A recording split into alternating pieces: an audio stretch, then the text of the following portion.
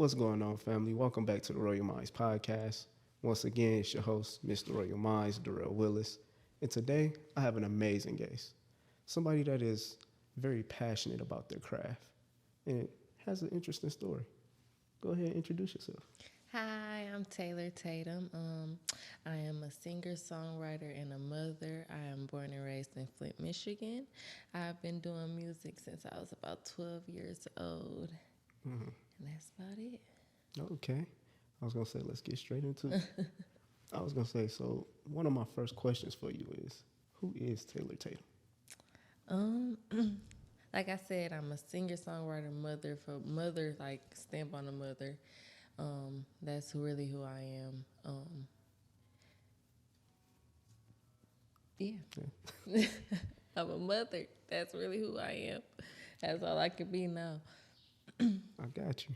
I was going to say, so do your children really fuel the passion for you to keep going every day? Yeah, definitely. Most definitely. My kids have a big impact on everything that I do in my life, my career, my everyday movement, the way that I'm trying to carry myself and make myself better, the way that I create my music, the way that I present myself to the world. Like, my kids have a lot of hold over that stuff. Got you. I was gonna say you sound like the perfect role model. I wish. No, I'm not. I'm not the perfect role model, but I try to do my best in being myself. So that's all I want to be able to teach them is to be yourself, be who you're supposed to be. Okay. I was gonna say one of the things that I really like about you and your music is that you're a very calm and relaxing person. Thank you. And also, like, even in your music, you kind of can sense that. Because your song, what is it? Days Off. And that song right there, that's like my favorite one. And I was going to say, you probably know because I didn't reference it so many times. But I was going to say, in that song right there, just you, to a degree, what I took from it is you explaining your dopeness. But also, you were still like giving kind of like pointers in there too for people. Yeah. So I was gonna say, just explain, where did that inspiration come from? So like it's always like a lot of stuff going on in the city and like being an artist and dealing with everyday drama and stuff like that and like your personal life. So for me it was like being an artist and being in this city and stuff like that. Like, I know that once I make it, I'm gonna come home, but not everybody gonna know about that type of stuff. Not everybody gonna, because it's not smart to move like that. You know, I feel like that. Like, you just should just be in your own little space, your own little world. So it was just like, it was inspired for me, just like, okay, I'm working so hard. I've been working so hard. I'm going when I get my days off, it's gonna be about me, just chilling and vibing and feeling good and just being relaxed and being able to just smoke my weed with my people and having fun. Cause I'm a weed connoisseur, you know. So. I got you. I was gonna say, even with that, it's like, how did you come up with being like so optimistic and having such good energy? I guess just everything I experienced. Honestly, is sometimes it's hard being optimistic, but I have a lot of people in my ear that encourage me to be optimistic and to look at what it can possibly be, and to keep on manifesting things and to open my mind to things that could possibly happen and stuff like that. And then like just the things that I've experienced in my life and just overcoming those things and seeing like, okay, wow, like nothing really can tear you down. And I've been through a lot of things. So going through that, you can only be optimistic that other things is possible and that you can just have hope, you know? I like that. Thank you. Just always stay hopeful. Yeah, definitely. Yeah, I was gonna say that's fire because I know for myself, it's just been times, like you said, when I'm going through something, it's like, man, how I'm finna get out of this one. Right, yeah. And then you sitting there like, it's almost like a battle between yourself and then, let me see, I said, it's like yourself and your mind, if that makes sense. Yeah, I understand what you're saying because, like, really your spirit and then your mind, because your spirit gonna always tell you what it is. At the end of the day, just don't worry about it. It's gonna happen for you. Everything's gonna work itself out, and you know that because that's your spirit is telling you. But then your mind, you be like, dang, man, but what if you get to telling yourself stuff, but what if this happened?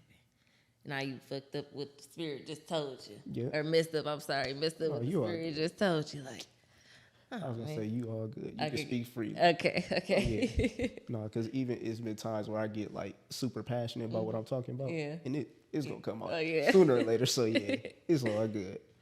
But even with that, it's like, let me see how to ask this question.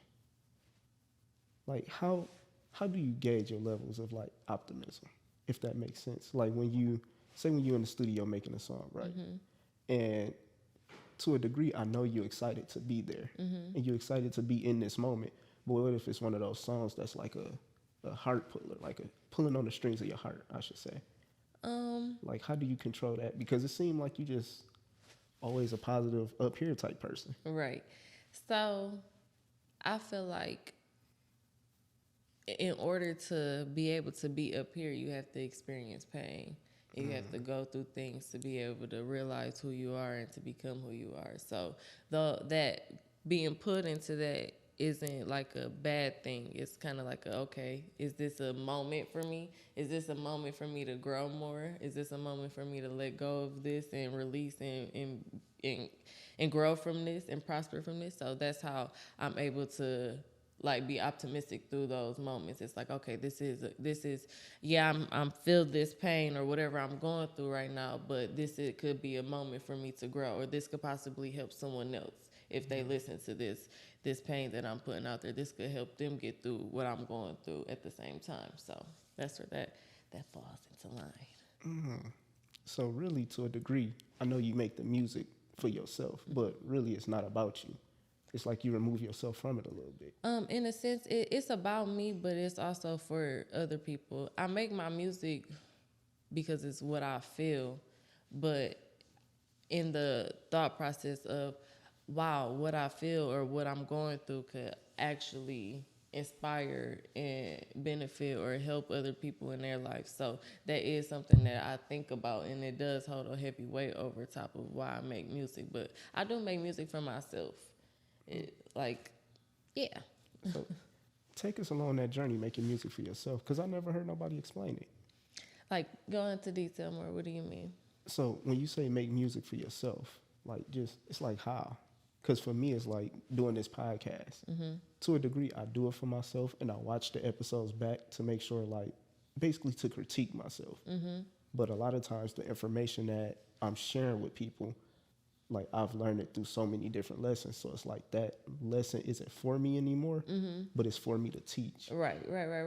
So, yeah, so for me, it's like I explained to you when I was saying about being optimistic while I'm going through those moments and stuff. So if I'm in that pain and stuff and I'm like writing that music, so for me, it's like, okay, I'm in those moments. So it could be a growing for me. It's growing for me. So that's how I look at it for me. Like I make my music for me so I'm able to grow, and it's like my meditation. It's like my peace, my way to escape from the world and stuff like that. So that's my way of being able to, become better within myself.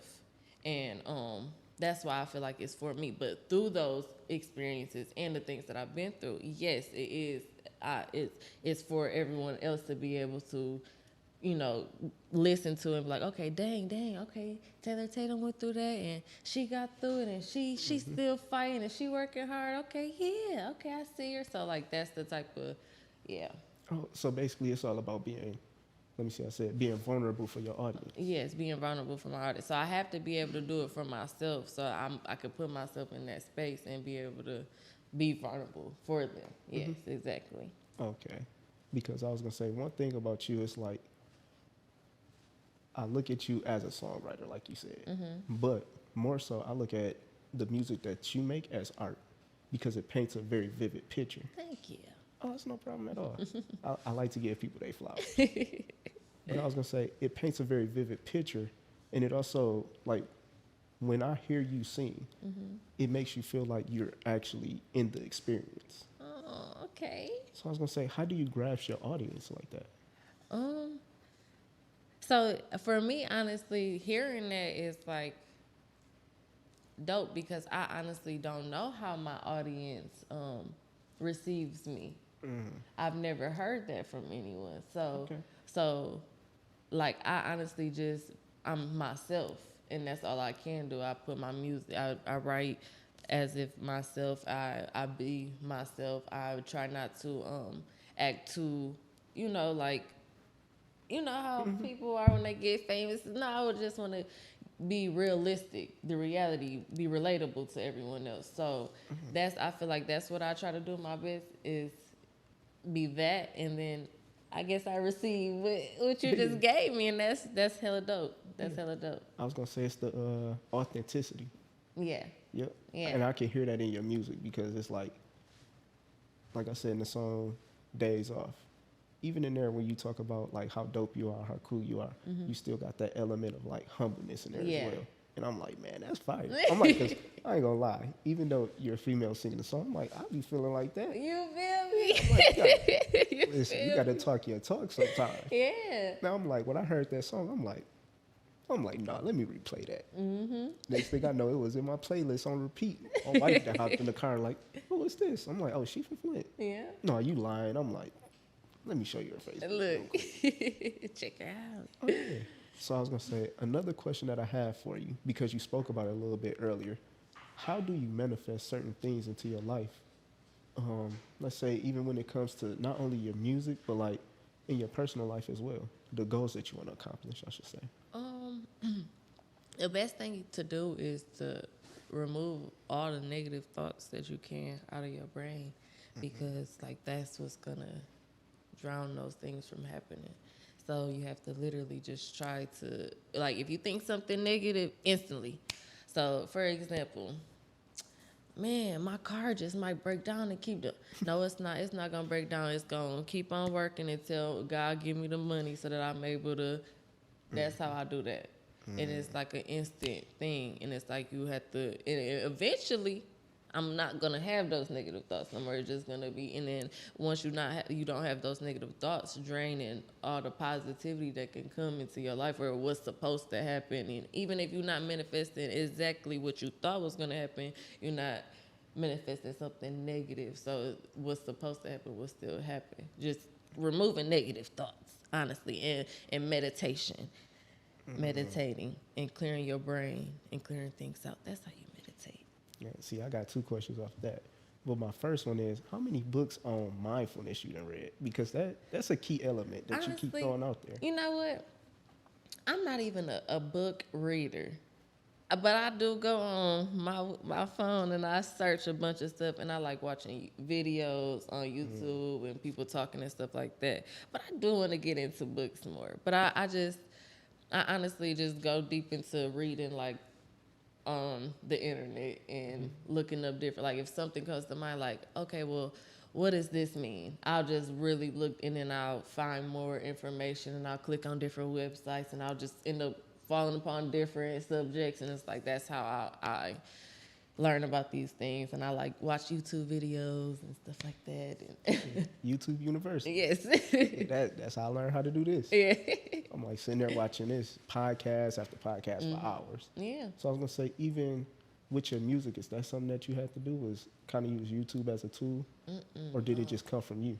So I'm born into a family that is all about music. So I've been around music my whole life. My uncle was in the Ready for the World, but my father was like in the background of Ready for the World as well. So I've been around music my whole life, and I guess it's just in me to be able to do that. So just writing and listening to music. First I started with poetry, honestly. Like I started writing poems when I was younger.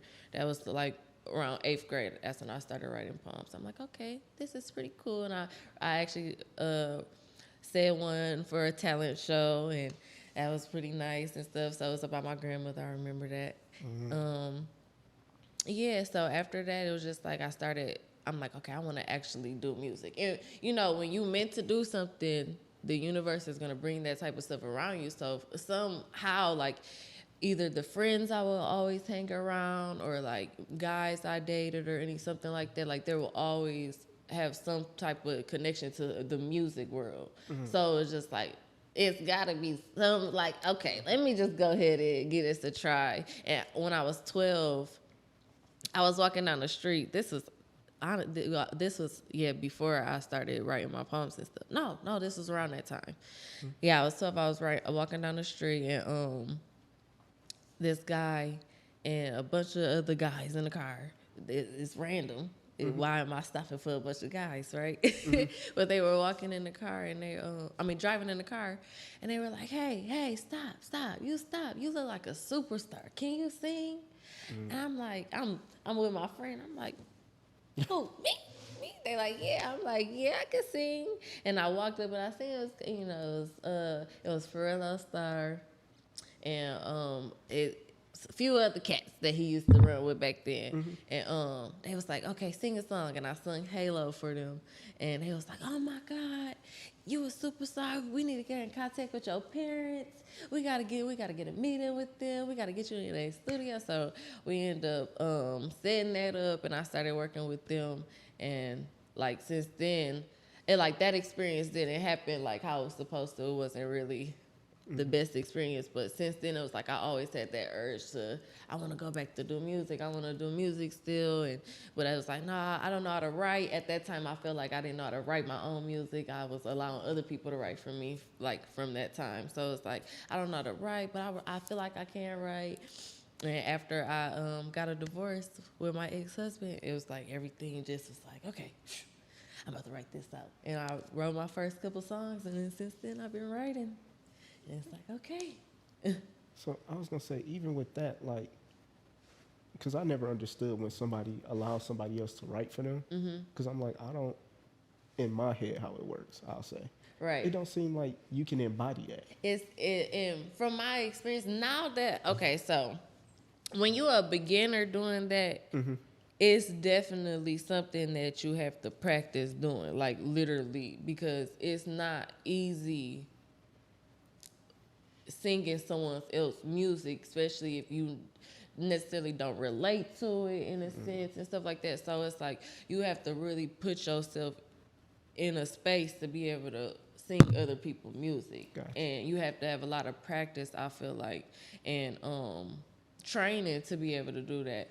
And over time, I've honestly gotten better, because back then it was super uncomfortable for me. And when I like wrote my own music for the first time, I'm like, wow, this is how this feels. And then I recorded it. I'm like, wow, this is how this sounds when I just do how I feel. This is this is me. Okay, so that's not me. I don't know who that is, and then once you learn your own self, it's also easier to do other people's music and incorporate your own talent into it as well, to make it still feel like it's you and not like, oh, I'm just doing this. This is what they did. You know, they're just creating me, and I don't want to be created. I wanted to create my own self. So I'm like, yeah. See, that's fire, because even with you explaining that, from trying to see if I'm going to say this right, I don't want to call it a remix, but whenever you do somebody's song over, what is that called?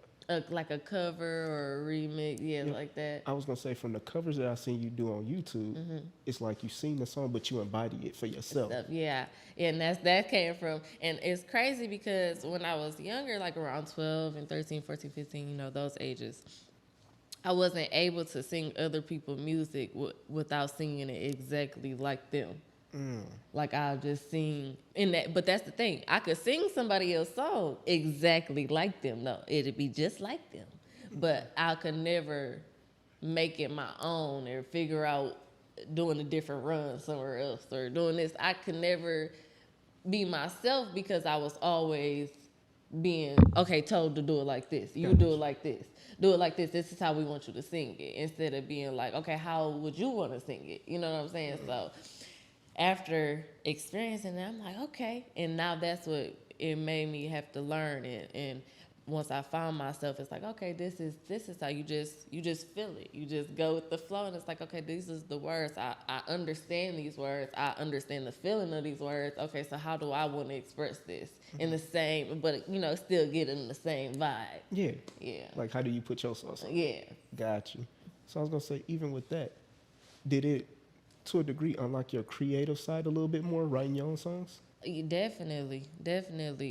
It because I've been through so many different levels with writing, like from when I first started, me still not even knowing myself and trying to figure it out, and me now like, dang, okay, like I've learned so many different things that I could do with my voice, with my ability of writing, and everything, like my with my the way that I present myself on camera, all types of things. I've learned so much stuff with my creativity and my art, like.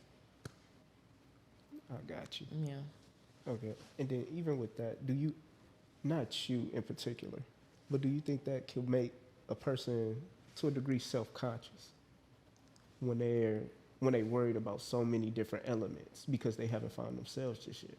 It definitely can. It definitely can, because I went through that phase feeling like that, like, oh my God, like, do I even sound good? Am I singing it right? Or, is that how they want it to sound? Because you're so worried about everybody else and what their perception of what it's supposed to be is, instead of just what you feeling or what your perception of you, is. So.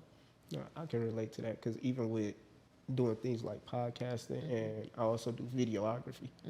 With doing that, when you see different people creating their art and you try to, it's almost like imitate. When you try to do the same thing, it's like sometimes it's conflicting, sometimes it works. Yeah. But then, like I said, sometimes you could get self-conscious about it. Yeah, because some things you like, you can learn things from other people, like especially with singing and stuff like that. So singing other people's music, it can definitely help you. So just like with your photography, like being able to try and test other people techniques or something like that, like just being able to try other people's runs and stuff like that, it can help me. So let me do a Beyonce run. I'm like, oh shit, that might boost my self-conscious, because it's like, damn, I can do a Beyonce run, but if I can't, it's like, damn, that's fucked up. I can't get that. What am I gotta keep trying. I want to hit that note. Like, so it can mess you up a little bit. But it's like, with everything, I feel like it's black and white in life. So do that ever make you do it make you work harder when you don't get it right the first time? You definitely, because I'm a perfectionist at heart, especially because I'm a cosmetologist. So like, I'm the type of person, I'm gonna sit there and keep redoing my part until my part is straight. I want my part straight. So if I really want to do something, especially when I'm in a studio, like when I'm recording a song, I want to be able to get that part right, and I'm gonna redo it 50, 60 times if I have to, until it's how I want it to sound out on the record, like literally. Now, see, I love that because I'm a perfectionist also. So it's like, if I don't do something the right way, like you said, I'll keep trying and keep trying. And to a degree, I have got better because at a certain point in time, I would beat myself up about it. Yeah. And I'm like, oh, damn, like you can't get it right. Like, it's easy. It's what you do. Right. But then it's like, I just started to learn how to give myself grace, as they say. It's like, yeah, everything don't have to be perfect. It just has to be perfect enough for me. Yeah, exactly. And that's a good thing that you think like that, because that's one thing where people think wrong is, okay, it's not perfect. They're not gonna like it. They're not gonna think that. Don't think about that. What do you think? Do you like it? Is this perfect enough for you? Like, what is perfection? You know what I'm saying? So I'm a perfectionist for myself. What I find to be perfect for me, like, okay, this is satisfying. This is enough for me. I'm happy with this. Even if Sally over there might not like that note, I'm happy with that note, so I'm gonna keep it there. Got you. Yeah. So, do that ever cause confusion with you and your engineer when you in the studio? I engineer myself for the most part. Yeah, for the most part. Like, sometimes Ace or Cam will help me, but like lately, like the past few records that I've done, I've engineered myself, like just sitting at the computer and the mic at the same time and just doing my thing. And that's kind of like a dope experience, not having to deal with other people. But it has in the past, to answer that question, it has in the past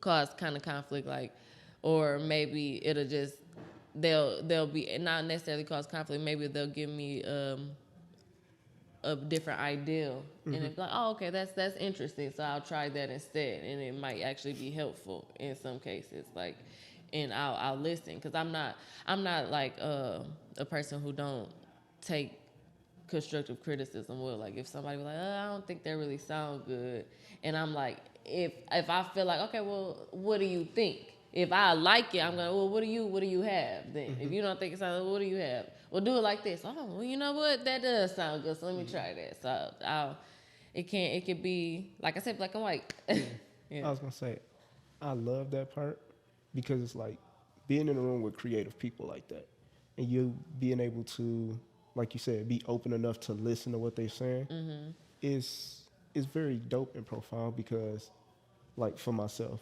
I'm the type of person, don't bring me a problem if you ain't got a solution. Yeah. So it's like, if we sitting here and I'm recording this video and you keep telling me like, no, I don't like that angle. Well, what angle is, you looking for me to get? Do you want me to get it from, below, above, like hot, left, right? Where you want me to get the angle from? I don't know. I just don't like it. Well, you bringing me a problem that can't be solved at this moment. Right. It's like, maybe we can solve that when I start to edit the video and you sit there with me, and then we go through and, nitpick. Right. So I'm like, I can understand that a lot. Yeah. I can relate to that, I should say. Yeah. So another question I have for you is, with taking constructive criticism well, explain to the people, like, if you have any tips or any ways that can, it's kind of like trick their mind to understanding criticism better than what they take it now. Honestly, don't feel like everybody is always trying to attack you, because that's not always the case. Like, sometimes people just want to help. That's a fact. And even though everybody's opinion doesn't matter, and that's the point. Everybody's opinion doesn't matter. So just because someone gives you an opinion doesn't mean that it matters. That's just their personal opinion. So don't take that to heart. Only person that matters is you and your opinion. So even if what they're saying to you is not something that you agree with, receive it and listen, because you might just be able to get something out of it. How did you become so headstrong? I don't know. Like my daddy. My daddy, he very, very, very, very headstrong. So being able to listen to him and the knowledge that he gives through, like, he the type of person where I will. This is me and my dad relationship. I go off and do all the stupid stuff I wasn't supposed to do, and then we had to sit down and have a talk about it. That was stupid, right? And then we talk about what would have been the smart way. Oh yeah, you're right. Okay, I've learned. Like, that's so. Got you. Get all that knowledge from him after doing all the stupid stuff. It's like, okay, I'm gonna take this and I'm gonna sink it in my YouTube videos and reading my stuff on the internet. That too. I was going to say, you explaining you and your father's dynamic, do you kind of take some of those lessons and tools and show them to your children?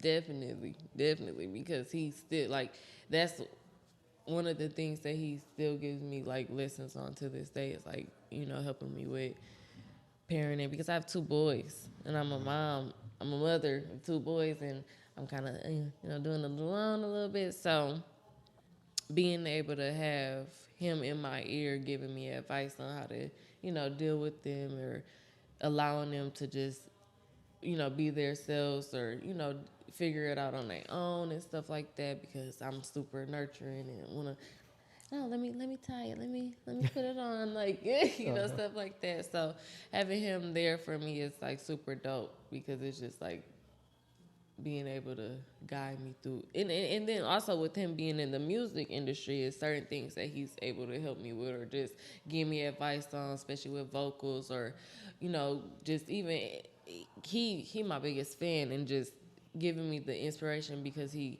loves my music so much, and he just always like, she bad, just giving me that. It just, makes me want to keep going and stuff like that too. So, man, your dad sounds dope. Yeah, he is. I love my daddy. I was going to say, even with that, like, let me see, I said,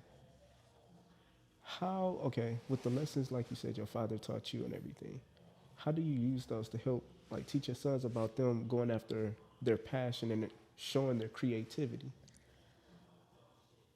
So, definitely just being patient with them. I was gonna say I could tell that. Like, Yeah, it seemed like you got a lot of patience. I've tried to. I tried to. Okay. They a handful, so I try to have patience with them when it comes to like the things that they want to be able to do, and like my son, he's 1 and he likes to play basketball. And he'll like literally keep shooting the ball and keep shooting the ball and keep shooting the ball. And if he doesn't make it, he gets frustrated and upset. And I just, even though he's 1, I know he understands me. So I keep going, son. You got it. Stay focused. Slow down. Be patient. You know, that's what I have to give him. And I'll literally sit there with him for 30, 45 minutes while he keeps on, doing it, because I feel like that's what he's passionate about. And he's 1, but if you see the passion in him, like the frustration that he gets with himself, like I encourage him, and I keep, I don't say anything like negative to him, like, you can't do that. I don't do that to him. You don't know how to play basketball. Just stop. You're not gonna make it. I don't do that to him. I always make sure that I say, good things to him. Like, you can do better. You're better than that. Don't get frustrated with yourself. Like, stay strong. Slow down. Just, I help him position him and stuff like that. And he understands, and he'll keep focused, and he'll keep pushing and stuff. So, and like my 5-year-old, like, he likes to do a bunch of stuff. Like, he likes to dance, he likes to sing, he likes to fight, he likes to play basketball. Like, so I just allow him to do everything.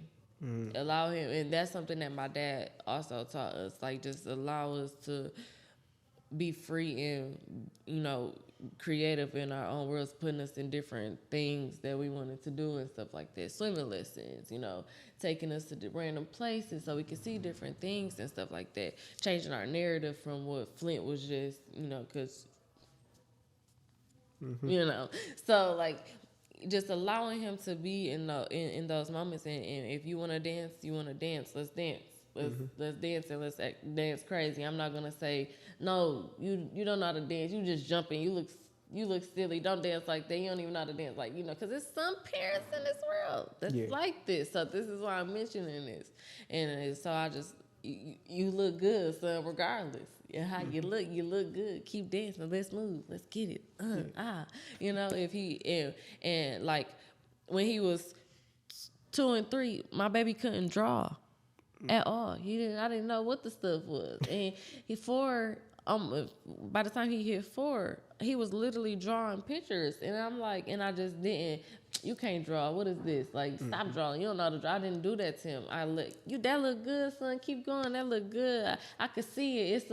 It's whatever he said it was. You know what I'm saying? Because that's what he thought it was, and now he is creating what he said it was. Because he kept those images in his mind. You didn't tell him, no, that's not that. That's some scribble scrabble. That's not what you say it is. He keeping those images in his mind, so it is allowing him to actually remember, okay, now I'm actually able to draw. My baby can draw now, like, really can draw. Now that was a surprise for me, like, oh, wow. So just encouraging them, not bringing them down, not saying negative things to them, not making them feel like they less than what they really are, because they capable of everything. And I said this to Ace the other day, my kid's gonna be bigger than me. And I know that they're gonna be way bigger than me, both of them. See, 2 things. 1, you're a dope mom. Thank you. 2, it's just your whole, like, your mindset, even down to your parenting. The thing that I still see that's like similar to not only your music, but like your parenting and just everything you've been saying to me, it's all about, like you said, nurturing that growth and just helping them to nurture their abilities that way. Yeah, that's fire. Yeah. Like, thank you. I appreciate it. Yeah, I was gonna say that's dope, because like you said, it's not a lot of parents that let their kids be. Let me see how I say it. Be open. Yeah. And let their imagination run. Yeah, like. Yes. Yep. I don't even, because I get deep into it. Oh, go ahead. I get deep into it. I was going to say, one of the questions that I have for you is, how much of allowing your imagination to run wild goes into your music? All of it. All of it. I have to. And it'd be funny, like, because sometimes you'll write something and you'll just, like, laugh because it's like, you think you just, why would I say that? Why would my imagination go there? You just got to let yourself be free, honestly, when you write. And that's how you're going to create the best music and the most relatable music, when you just be free. Like, I've been in points where I was, like, try to force myself to write stuff, and it just was like, I can't force it. You just got to be free in the moment. So, like, if it's something that you have to do, you just got to you got to give it time and wait till you ready for it, or it's just not going to be right. Yeah, it ain't gonna turn out right. Yeah. Yeah, because I was gonna say the reason I asked you that was because I see the way that you said you mold your sons already, and how you let their imagination go free and run wild. And you said your dad let you do the same exact thing. Yeah. I was gonna say, Excuse me. oh, okay. I was gonna say, just like you were saying, like in the environment that we in, Flint being Flint, sometimes it's not always easy to allow your imagination to run free, especially around your peers. Yeah. So, that's one thing for sure, because a lot of people not always accepting to people's imaginations, because sometimes people just too negative to see that, see what's possible, or be able to imagine. They just so stuck in that darkness they can't. So I just move around that, and like I said, and all, you just got to do everything kind of for yourself. And that's kind of just like the root. Yeah. The root. If you do it all, like, everything for yourself but being humble and having, compassion for others, honest. Obviously, you don't want to move like that. You don't want to just be like, oh, this is for me. I don't care how you feel. Like, no, don't move like that. Like, but this is for me, and I understand how you feel, but this is for me. So. Yeah. No, I got you, because the thing with you even explaining it that way, I was going to say what I've come to realize, and the reason why I had to start the podcast was because I kept a lot to myself. And the reason I did that was because I'm like, I can't tell you my dream because you're going to kill it because your imagination don't run like mine. And and that's true. That's very much true. You don't always need to share everything with everyone, because sometimes other people being so negative towards what you feel, like what you want, can honestly pull away from that.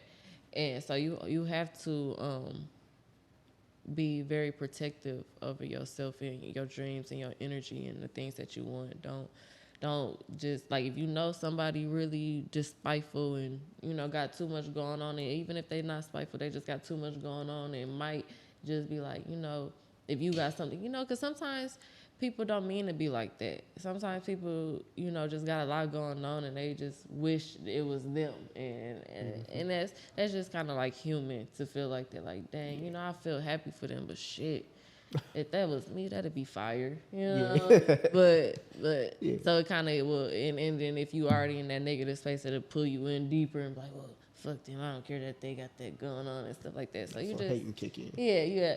So you just gotta kind of just make sure that you know who you sharing your life with, and it's good people who can imagine stuff like you, who believe in your dreams and stuff like that, And so. Yeah, because that's one of my rules. I can't share my dreams with small-minded people. Yes, definitely. But I was gonna say, one of my last questions for you is, like, if there is a tip, I don't know if I asked you this earlier or not, like, finding the people that's right for you, how can, like, explain to people how can they do that? Because it seems like the team that you have around you is very supportive and very caring about you and your dreams, and they helped you to mold it and become who you are.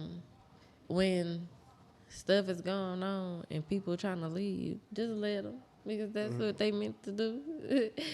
And the people that's supposed to come will eventually start walking in.